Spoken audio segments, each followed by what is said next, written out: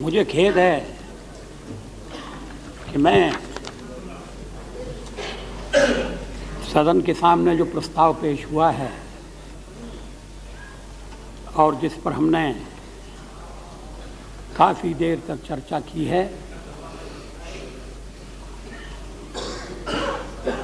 मैं उस प्रस्ताव को स्वीकार नहीं कर सकता।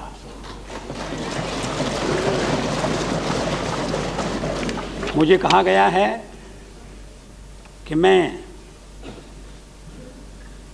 अपने कुछ साथियों को मंत्रिपरिषद से अलग कर दूं।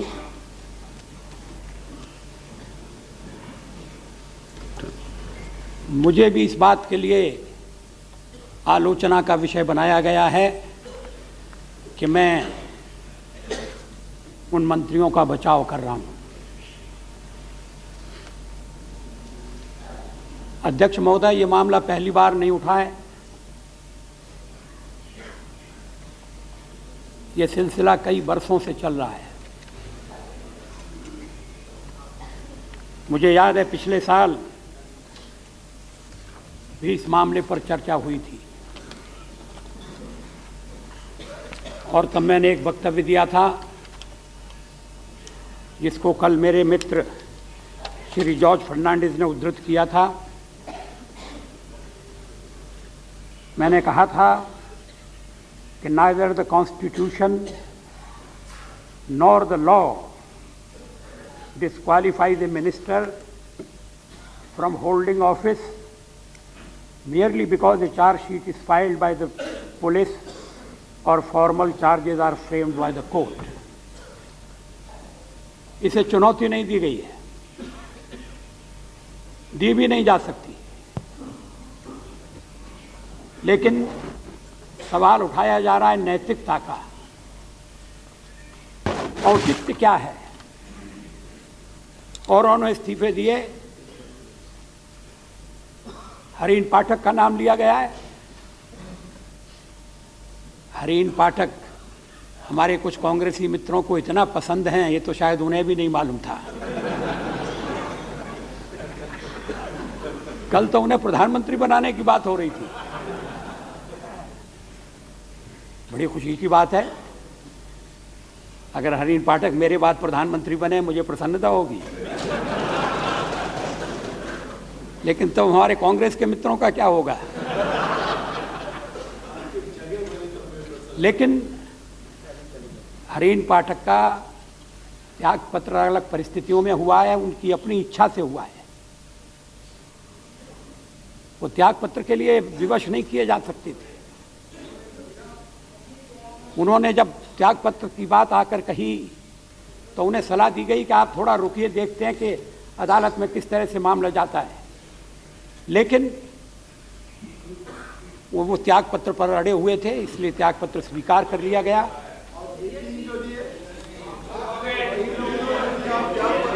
उनकी इच्छा के ऊपर निर्भर है।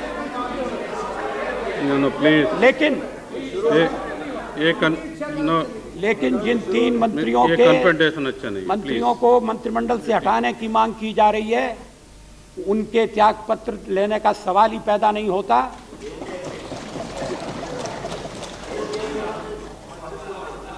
वो अगर त्यागपत्र देंगे तो भी मैं त्यागपत्र वापस कर दूंगा। ये बात समझने की जरूरत है कि साधारण अपराध नहीं है।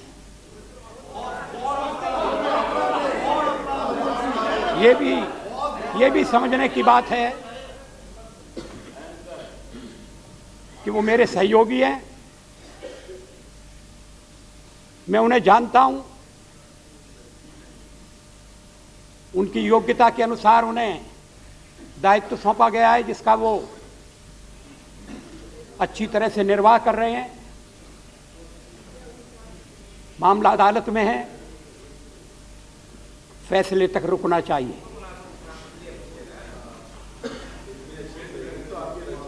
औचित्य की एक परिभाषा भी होना बाकी है। मैं बिहार की बात नहीं कहूंगा। आप किनका समर्थन कर रहे हैं, किनके बल पर अपने पार्टी के सारे सदस्यों को मंत्री बनाकर बैठे हैं, मैं इसकी चर्चा नहीं करता। लेकिन बात स्पष्ट है कि अभी सबकी राय से एक ऐसी आचार संहिता बनना आवश्यक है कि जिसमें किसी पर भी दोहरे मानदंड का आरोप न लग सके। एक तरफा नहीं हो सकता। और इसलिए मेरा अपने विरोधी मित्रों से कहना है कि वो नैतिकता की बात को न उठाएं। औचित्य का प्रश्न नहीं है। अब मुझे व्यक्तिगत रूप से जो मालूम है, और आप कहेंगे कि मैं फिर अदालत को प्रभावित करने का प्रयास कर रहा हूं, मैं नहीं करना चाहता हूं, करता भी नहीं हूं, और मुझे विश्वास है अदालत प्रभावित होगी भी नहीं।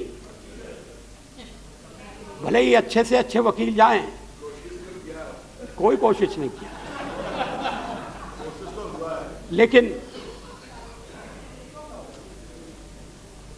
आइए इस सवाल पर हम मिलकर बैठें, आपस में चर्चा करें, एक रास्ता निकालें, आम सहमति का विकास करें। आडवाणी जी को पद से मोह नहीं है।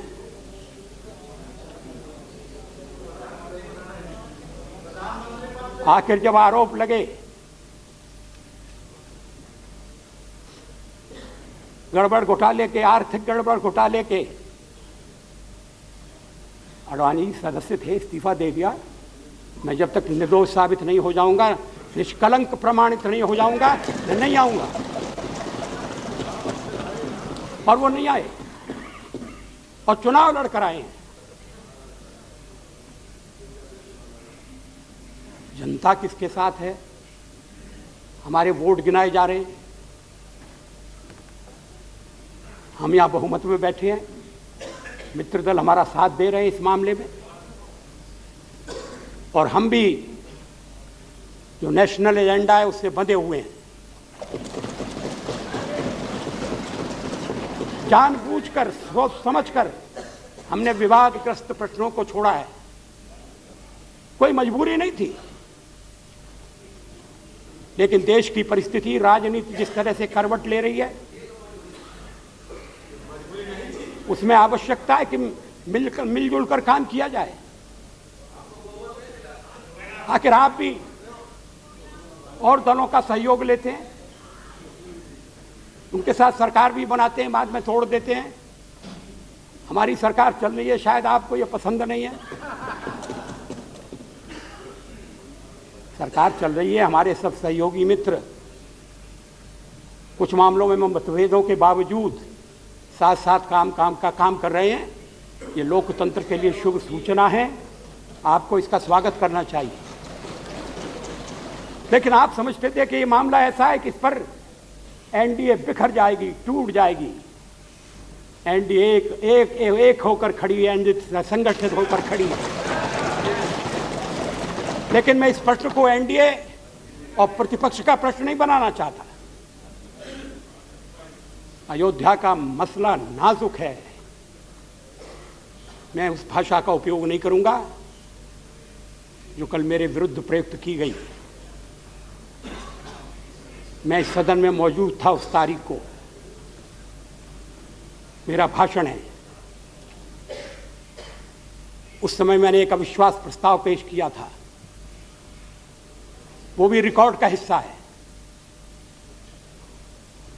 और मैंने अपनी पीड़ा, अपना आक्रोश व्यक्त किया था। मुखौटा गिर गया, क्या मतलब है इसका? ये कौन सी भाषा है? ये प्रतिपक्ष के लिए कहा जाएगा? मैंने पार्टियां नहीं बदली हैं रेड्डी साहब, इसलिए मुखौटा बदलने का सवाल ही नहीं है। 40 साल से मैं इस पार्लियामेंट में हूं, मैंने दल नहीं बदले और निर्भीक होकर बातें कही हैं। और संकट के समय जो भी सरकार थी उसके साथ खड़ा रहा हूं, मगर आज तो कोई राष्ट्रीय संकट का विचार करने के लिए तैयार नहीं है। अभी मैंने कहा कुछ मामलों पर आम सहमति होनी चाहिए, बिना सहमति के तो नहीं चल सकता। अब राज्यसभा में हमारा बहुमत नहीं है, हमें और दलों के सहयोग की आवश्यकता है, काम ठप कर सकते हैं, लेकिन देश का काम ठप करना कोई देश के कल्याण की बात थोड़ी है। मैंने अभी कहा कि मैं इस मामले में कभी बोला नहीं, अयोध्या कांड के बाद, लेकिन बोलने के लिए मजबूर कर दिया गया जब सदन को नहीं चलने दिया गया। ये सदन को न चलने देने वाली बात क्या है अध्यक्ष महोदय? विरोध प्रकट करना मेरी समझ में आ सकता है। हमको पूछ रहे हैं आप हमको पूछ रहे हैं।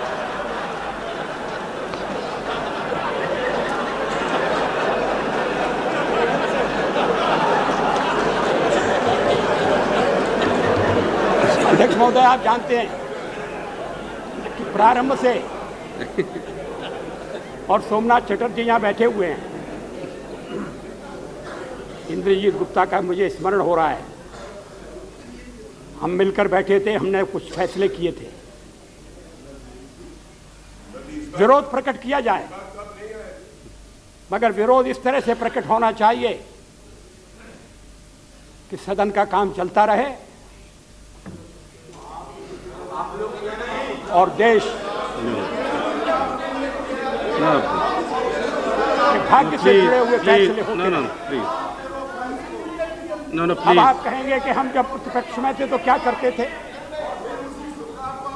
आपको याद होगा सोमनाथ जी, मैंने हमेशा इस बात पर बल दिया कि प्रश्नकाल को कभी भी उपद्रव का विषय नहीं बनाया जाना चाहिए। नहीं, जो कुछ कहना है आप 12 बजे कहिए। नहीं, अब तो अध्यक्ष कुर्सी पर आसन पर बैठने भी नहीं पाता कि उसको सत्कार करने वाले चारों ओर से घेर लेते हैं। ये अच्छी परंपरा है। ये लेकिन जजमेंट तो अच्छा नहीं है। And even tried to consult the opposition. You never attended even the speaker's meeting. As the leader of the house, all the time consultations were going on all the time. नहीं, formally नहीं बुलाया क्योंकि speaker साहब का मामला था।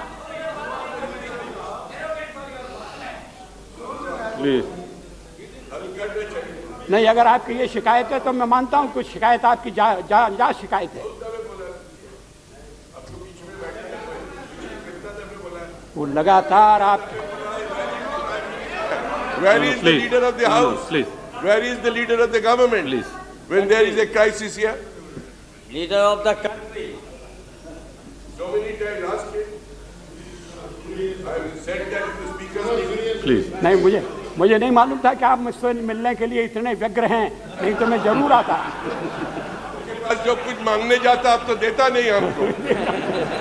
या कुछ मांगना नहीं है तब भी नहीं मिला।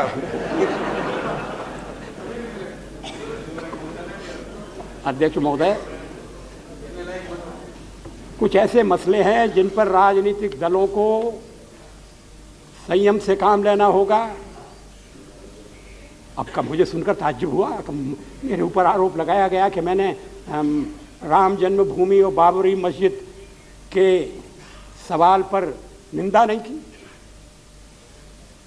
मैं निंदा करने वालों में था।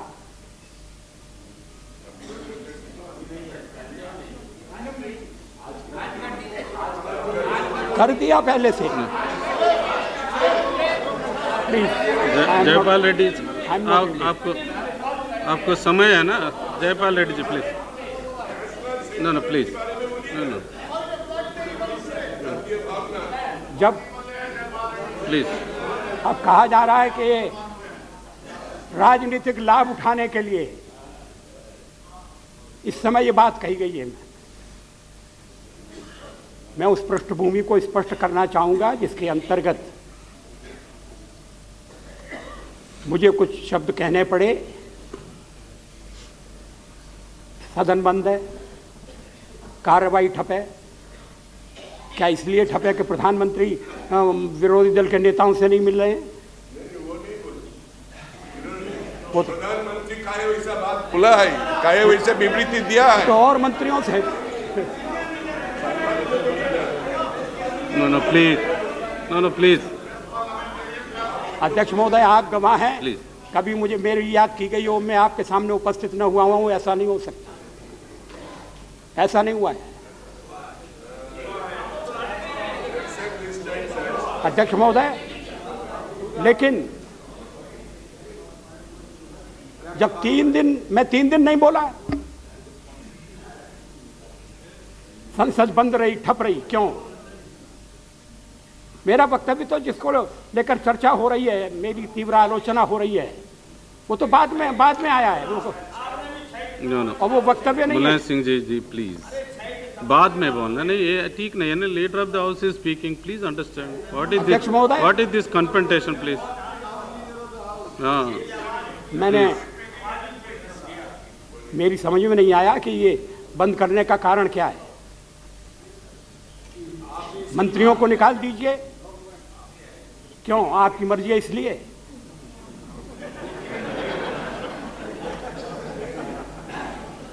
आप समझते हैं कि कूट डाली जा सकती है? मैं बोलना नहीं चाहता था इस मामले में। हम अब कहा जा रहा है कि दबाव था। चंद्रशेखर जी भी दबाव के प्रभाव में आ गए हैं। मेरा मतलब है शब्द के प्रभाव में, कि मैंने किसी दबाव में ऐसा कहा है। अध्यक्ष महोदय, जो मुझे जानते हैं, मेरी प्रकृति से परिचित हैं, वो इस बात को स्वीकार नहीं करेंगे। नहीं, अटल के साथ बिहारी भी हूं।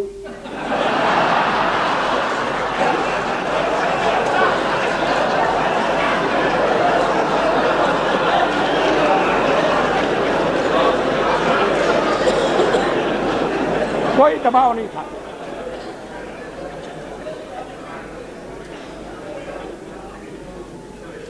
पार्टी को मजबूत करने के लिए उस मामले को फिर से उठाना जरूरी था, यह भी गलत है। उत्तर प्रदेश के चुनाव आ रहे हैं, चुनाव अभी बहुत दूर हैं। चुनाव की तैयारियां सद्दल कर रहे हैं, वो बात अलग है। लेकिन उसके कारण चुनाव आ रहे हैं, उसमें लाभ मिल जाए इसलिए ये मामला उठा दो, सवाल ही पैदा नहीं होता। अध्यक्ष महोदय, ये अटकलबाजियां बहुत हो रही हैं। ये भी कहा कि आडवाणी जी त्यागपत्र देने को तैयार थे और इसलिए ये मामला उठा दिया।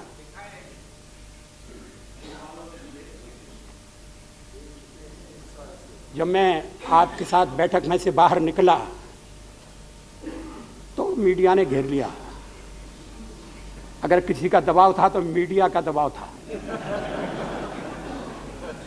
और मैं भी ये कहना चाहता था कि मंत्रियों के त्यागपत्र को लेकर जो वातावरण बनाया जा रहा है, जो मांग की जा रही है, वो मांग गलत है, हम उसे स्वीकार नहीं करेंगे।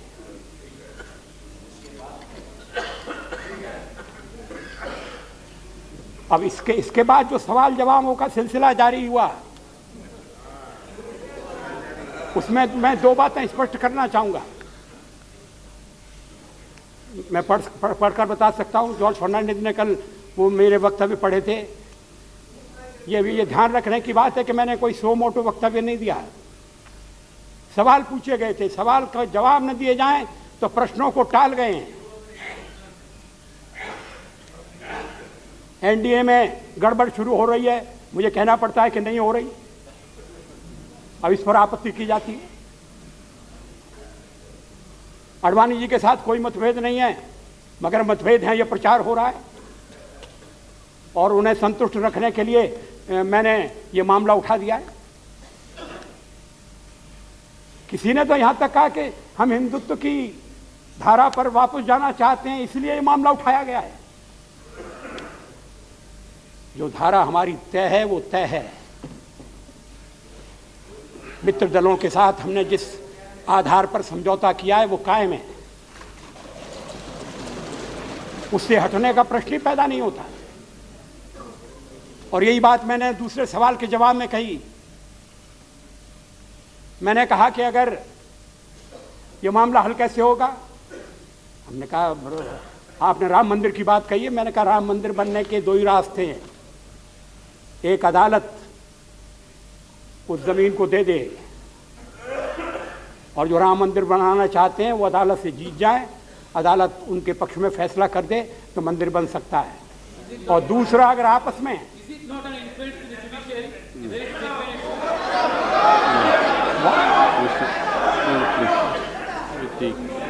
आई एम सॉरी, और दूसरा रास्ता ये है कि हिंदू मुसलमान आपस में बैठकर कोई समझौता कर लें और फिर मंदिर बनने का रास्ता खुल जाए, मस्जिद बनने का रास्ता खुल जाए। ये मंदिर के साथ मैंने आचार्य प्लीज, अगर समझौता हो जाए और आप ये स्वीकार करेंगे कि अदालत और पारस्परिक समझौता, इसके अलावा तीसरा रास्ता नहीं है। लेकिन अर्थ गलत निकाले जा रहे हैं। अब श्री चंद्रशेखर जी कहते हैं कि भाई आपने अगर सफाई दी थी और बात अपनी स्पष्ट कही थी तो हमको पता क्यों नहीं लगी।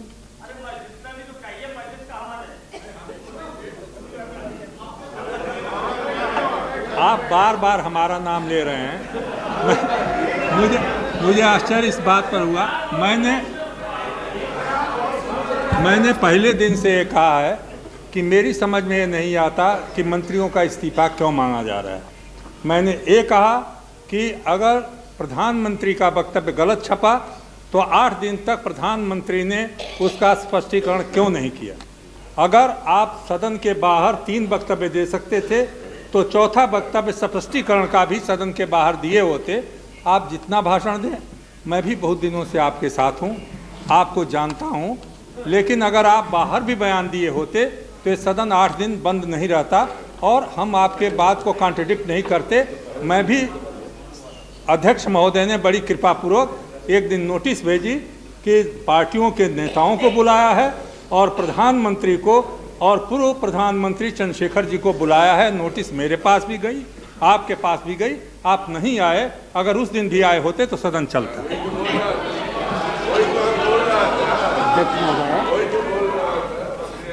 सरकार की ओर से संसदीय कार्य मंत्री हर बैठक में भाग लेते थे और अगर किसी बैठक में मैं उपस्थित नहीं हो सकता तो मैंने अध्यक्ष महोदय को सूचित किया कि मैं नहीं आ सकता हूं। लेकिन क्या मैंने बैठक में भाग नहीं लिया इसीलिए संकट पैदा हो गया? बैठक करने की स्पष्टीकरण नहीं किया इसलिए संकट पैदा। नो प्लीज, नो प्लीज, संकट मुलायम सिंह जी प्लीज। अध्यक्ष महोदय, संकट इसलिए पैदा हुआ, ये ठीक नहीं है ना, ये प्लीज। संकट इसलिए पैदा हुआ क्योंकि 2 दलों में होड़ लगी थी। मैं आता हूं उस पर। राष्ट्रीय भावना क्या है? मुलायम सिंह जी, काम अधूरा है। मुलायम सिंह जी, नो ये ठीक। अध्यक्ष महोदय, 2 दलों में जब होड़ लगी, कौन आगे बढ़ता है? सदन में कौन पहले उठकर मामला उठाता है? ये आपने इस बात पर विचार किया आपने? आप तो दौड़ में नहीं हैं। मगर हमारे मुख्य प्रतिपक्ष के लोग और इस मामले में मुलायम सिंह जी से जो होड़ कर रहे हैं, ये बड़ी होड़ खतरनाक है। जहां तक तुष्टीकरण का सवाल है, मुलायम सिंह जी को कोई मात नहीं दे सकता। ये मुख्यमंत्री थे, राम भक्तों पर गोलियां चलवा दी, सारे उत्तर प्रदेश में कर्फ्यू लगा दिया,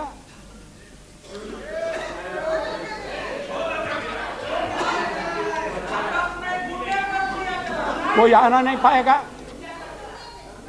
कोई परिंदा पर नहीं मार सकता है। Please please.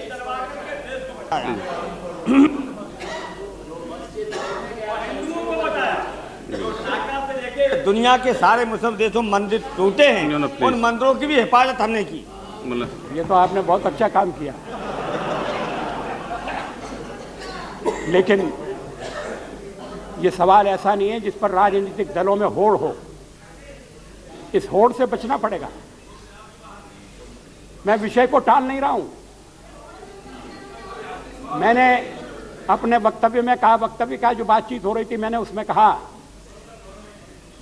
कि राष्ट्रीय भावना से जुड़ा हुआ सवाल है, इस पर कैसे आपत्ति हो सकती है? क्या मिस्टर वासुदेव आचार्य, ये what is this every time? ये चर्चा का What विषय is हो this? सकता है। ये कैसे चलेंगे ना? जब सोमनाथ मंदिर का नहीं नहीं, जीर्णोद्धार ये हुआ, ठीक नहीं है, क्या कर रहे हैं? जब सोमनाथ में फिर से मंदिर बना, शताब्दियों तक वो जगह खंडर रहने के बाद, विध्वंस के पश्चात जब देश आजाद हुआ, तो फिर सोमनाथ को फिर से, चटर्जी नहीं,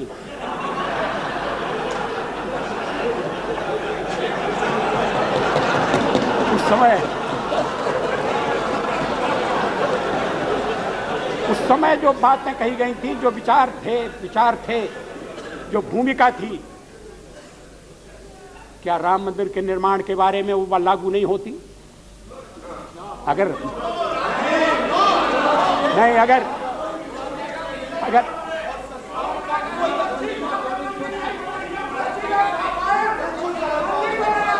No, please.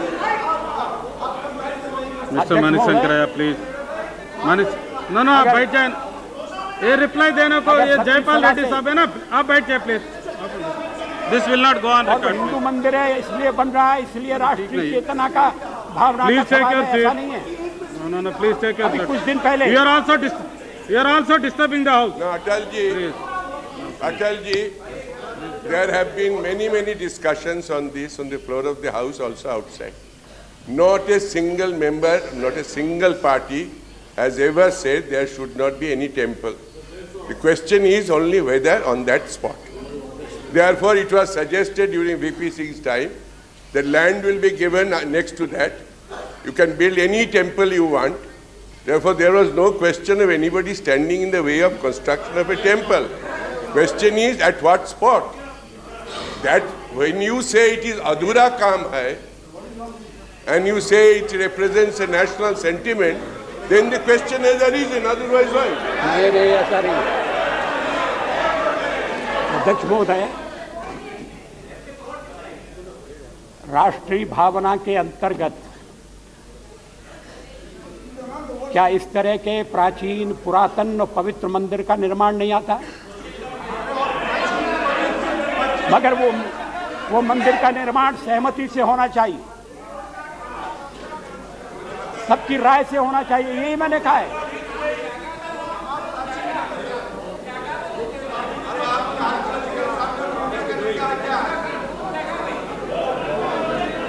मस्जिद तोड़ने की आलोचना की गई और मैं उस सारे विवाद में नहीं जाना चाहता। आखिर जब कांग्रेस के नेता और पुराने प्रधानमंत्री वहां गए, शिलान्यास हुआ ना, लेकिन मैं इसके लिए उन्हें दोष नहीं देता, क्योंकि उनके मन में भी कहीं ना कहीं ये भावना थी कि हम जो काम कर रहे हैं वो केवल चुनाव के लिए नहीं है, कोई अच्छा काम कर रहे हैं, क्योंकि यहाँ राम मंदिर का निर्माण होना जरूरी है। रूपचंद पाल जी, मैं ये क्या हो रहा है? तैयार नहीं हूँ। ये क्या? आखिर आप No, please, Mr. Das Munshi, what is this?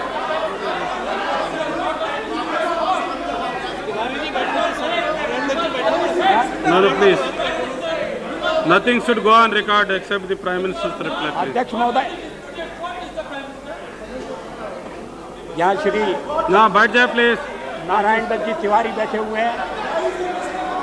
Mister मणिशंकरैया please, please वो वहाँ टेक की योर सारी सीट, स्थिति से प्लीज अवगत टेक हैं। Your seat. No, please take your seat. No, you are also disturbing the house. What is this? Please take your seat. What is this?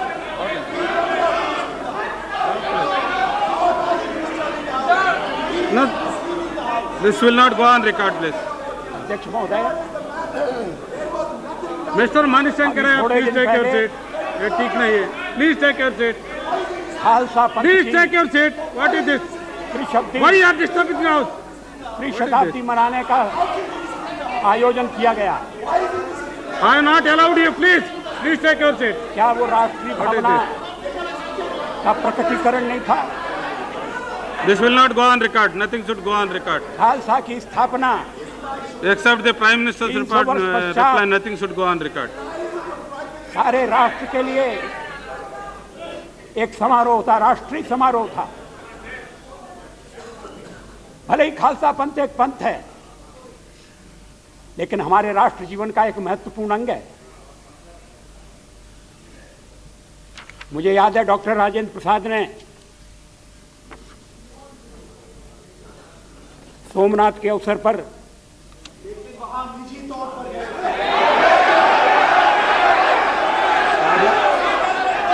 क्या कर रहे हैं? No, If you don't have a patience, you can leave the house. What is this? What you are behind? अध्यक्ष महोदय, You can leave the house. nothing should go on record.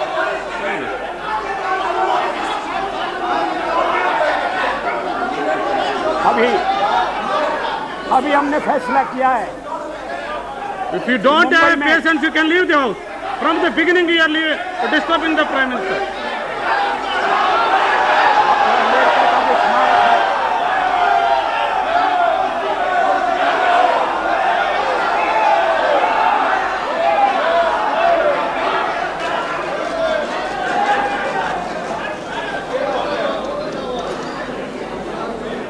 देश की भूमि में doctor Ambedkar का What is this? स्मारक From the है। beginning itself, he has been disturbing उसे the हमने और भव्य और विस्तृत रूप देने का फैसला किया है। क्या वो राष्ट्रीय भावना का प्रकटीकरण नहीं है? Are you yielding? Are you yield? Under the Prime Minister, are you yielding? He is not. He is अभी not. भगवान महावीर के Prime Minister ji. 26वें जन्म कल्याणक वर्ष को मनाने का फैसला हुआ है। No, no. Are you yield? No.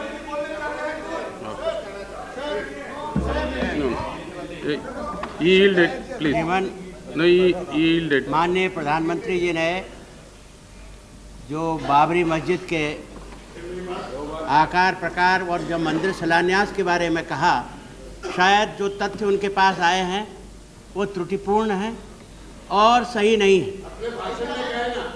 ABCD जो सुन्नी वक्फ बोर्ड ने जो नक्शा अदालत में दिया था, उसके बाहर एक हफ्ते पूरे बातचीत के बाद तब उस जगह शिलान्यास करने की इजाज़त दी गई जो ABCD से दूर था, उससे दूर, उसके दायरे में नहीं था डिस्प्यूटेड साइट में, और उसमें यह शर्त मानी गई थी कि अब कोई काम आगे नहीं होगा, कोई भी आगे कार्रवाई नहीं होगी।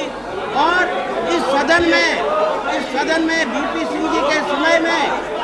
VP सिंह जी के समय में एक सही बात को सुनने के लिए अगर आप तैयार नहीं है, इस सदन में जवाब दिया गया प्रश्न का कि शिलान्यास डिस्प्यूटेड जगह पे नहीं हुआ। Order, please. No. डिस्प्यूटेड जगह में नहीं हुआ, ये VP सिंह जी की सरकार में यहाँ जवाब दिया गया। इसलिए प्रधानमंत्री का ये कहना, प्रधानमंत्री जी का कि वो डिस्प्यूटेड जगह में हुआ, ये नितांत असत्य है।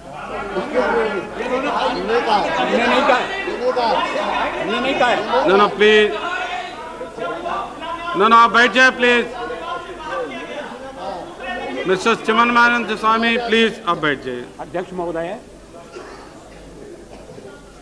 अभी सरकार ने फैसला किया है कि भगवान महावीर की 26वां कल्याणक जन्म मनाने के लिए एक राष्ट्रीय समिति का गठन किया जाए। अलग अलग दलों के अलग अलग विचारों के व्यक्ति उसमें शामिल हैं। हम मिलकर उसे मनाने का कार्यक्रम बना रहे हैं। अगर मैं ये कहूं कि महावीर भगवान की इस तरह के समारोह को मनाने का प्रयास राष्ट्रीय भावनाओं को प्रतिबिंबित करता है तो गलत होगा।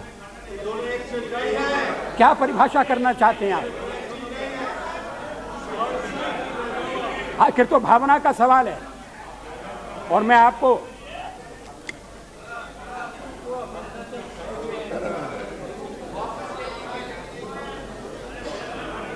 तो उस समय भी कुछ लोगों ने डॉक्टर राजेंद्र बाबू की आलोचना की थी। यहां तक प्रयास हुआ था कि सोमनाथ के समारोह के अवसर पर राजेंद्र बाबू न जाने पाए। उन्होंने स्वीकार नहीं किया। उन्होंने कहा कि अगर मुझे मस्जिद में बुलाया जाएगा तो मैं जाऊंगा, अगर गिरजाघर में आमंत्रित किया जाएगा तो उस आमंत्रण का भी मैं सम्मान करूंगा। हमारा देश धर्म विरोधी नहीं है।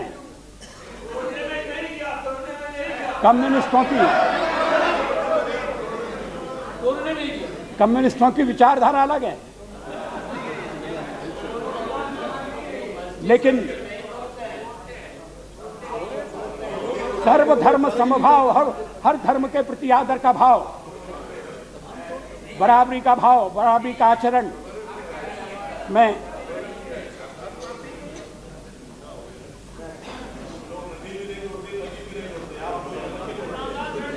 इवन दो ये डॉक्टर राजेंद्र प्रसाद के शब्द हैं, even though I am a sanatanist Hindu by faith at daily practice, yet I believe that every man can reach God by worshipping Him according to the dictates of his own faith. Not only have I respect for all religions and their places of worship, but I also go to them to pay my respects whenever possible. Whenever there is an opportunity, I go to Dargah and the masjid, the church and the Gurdwara with the same feeling of respect with which I go to temples of my faith. Doctor Rajendra Prasad ने कहा था कि सोमनाथ के मंदिर का पुनर्निर्माण ये हमारे राष्ट्रीय भावनाओं का प्रतीक है, राष्ट्रीय भावनाओं का प्रतीक है। राम मंदिर के साथ भी इसी तरह की भावनाएं जुड़ी हुई हैं, लेकिन मिलकर बैठकर समझौता होगा तभी राम मंदिर के निर्माण की संभावना होगी। यही बात मैंने कही, इसी को बात का बतंगड़ बना दिया और उसके पीछे राजनीति, वो भी विशुद्ध राजनीति। राजनीति में थोड़ी सी मिलावट होती है, लेकिन इस खेल में कोई शुद्ध राजनीति के अलावा और कोई खेल नहीं था। कोई एक्सप्लेनेशन देने की जरूरत नहीं है, मगर मुझे दुख है कि मेरी ईमानदारी पर शक किया गया है।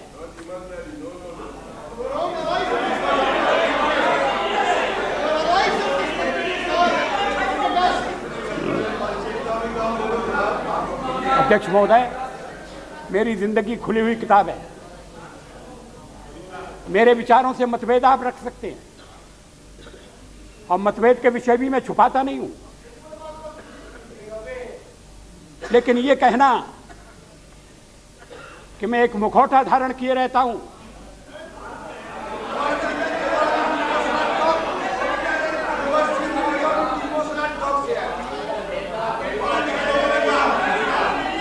जो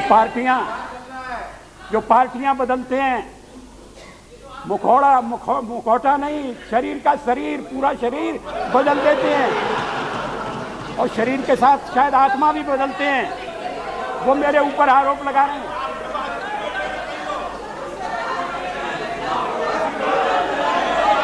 अध्यक्ष महोदय, प्लीज मेरे ऊपर, जैसा मैंने स्पष्ट किया, please order please, order please, madam please.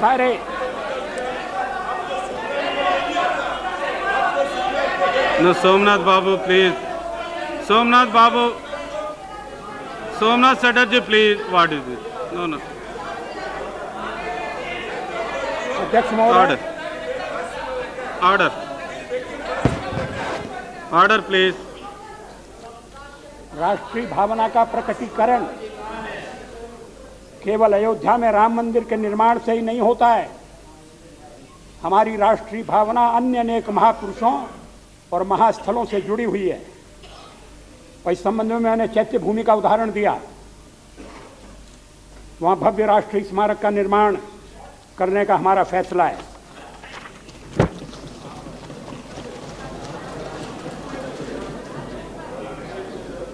Rajendra बाबू के भाषण का एक और मैं उदाहरण देना चाहता हूं। हमारे राष्ट्रीय जीवन के अनेक प्रतीक हैं जिन पर हम सबको गर्व है। अजमेर की दरगाह शरीफ हो या दिल्ली का निजामुद्दीन औलिया की दरगाह, अमृतसर का स्वर्ण मंदिर हो या गोवा का सेंट फ्रांसिस का गिरजाघर, ये सब हमारे राष्ट्रीय जीवन के बहुमूल्य प्रतीक हैं। जो राष्ट्रीय जीवन के बहुमूल्य प्रतीक हैं, क्या उनमें राष्ट्र भावना प्रतिबिंबित नहीं होती? ये समझने का कोई कारण नहीं है।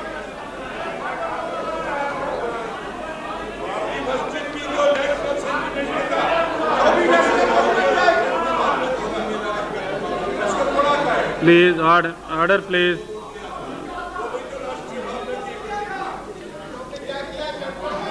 तो विवाद का विषय है। Please. No, no, please.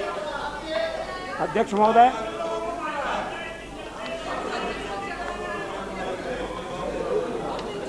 आप बैठ जाए प्लीज। आप बैठ जाए। नो नो, आप बैठ जाए please. Please take your seat. Mister Ramdas Athawale, please take your seat. No no, please take your seat. What is this?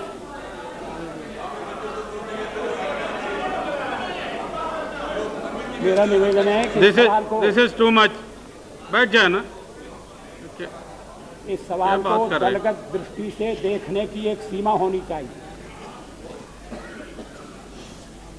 चुनाव लड़े जाएंगे, चुनाव में जय पराजय होगी, लेकिन राष्ट्र की एकता को क्षति न पहुंचे, इस बात का ध्यान रखना बहुत जरूरी है। और मैं जानता था जिन्होंने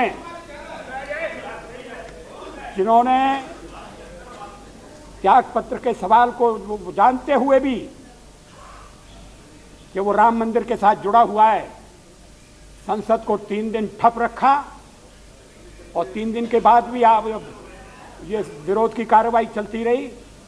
उन्होंने इस सवाल को फिर से हमारे राष्ट्र मंच पर उपस्थित कर दिया है। क्यों? हमने तो नहीं उठाया था। हम तो बंधे हुए एनडीए के घोषणा पत्र। Acharya, what is this? This is not a question hour please.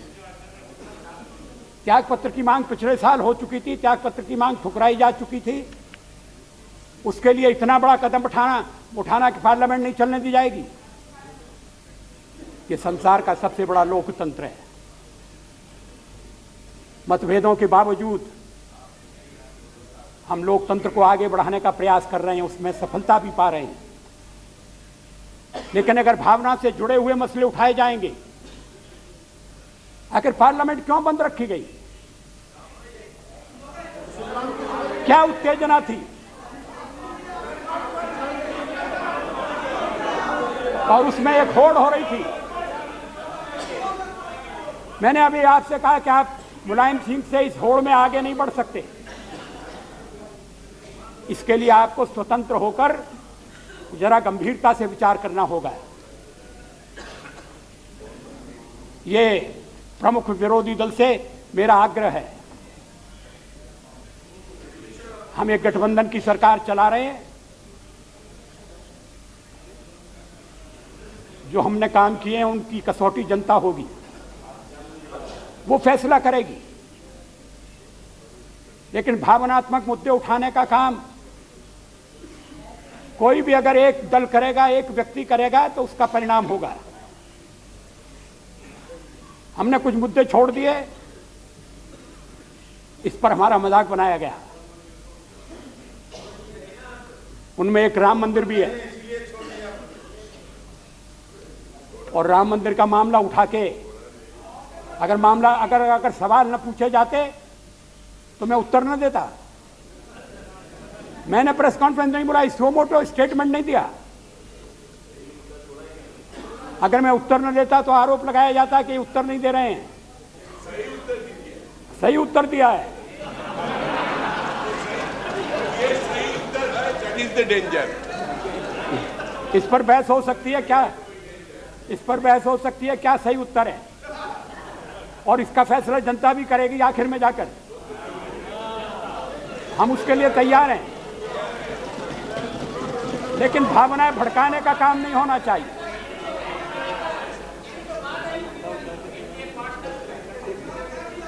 आप हमारे पार्टनर्स की चिंता मत करिए, आप नए पार्टनर्स ढूंढ रहे हैं। है कोई ज्योति बाबू के साथ चलने को तैयार?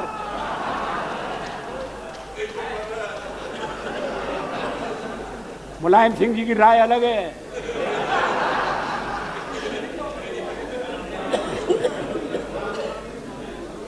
जब तक कांग्रेस के साथ आपका गठबंधन रहेगा, तब तक मुलायम सिंह जी आपके साथ हाथ नहीं मिला सकते।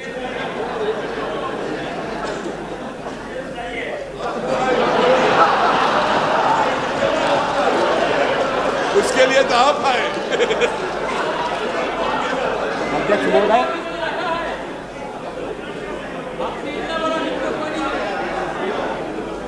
अध्यक्ष महोदय, मैं सदन का अधिक समय नहीं लेना चाहता। इस तरह से भावना से जुड़े हुए मसले उठाने से पहले हम थोड़ा गंभीरता से सोचें, दलगत राजनीति को एक सीमा तक रखें, और राष्ट्र के सामने जो चुनौतियां हैं, उन चुनौतियों का मिलकर सामना करने के लिए तैयार रहें। मतभेद तो रहेंगे। अब कल तक आप एक अर्थव्यवस्था के हामी थे, अब उससे आप रास्ता बदल रहे हैं, आपको पूरा अधिकार है। आर्थिक प्रश्न पर आप अपनी राय बदल सकते हैं, लेकिन राय बदलते हुए इस तरह का व्यवहार नहीं होना चाहिए कि जो सरकार सही फैसले कर रही है, उन फैसलों के कार्यान्वयन में भी रोड़े अटकाए जाएं। हम अपने हाथ नहीं मिलाना चाहते, हम तो गले मिलाना चाहते हैं।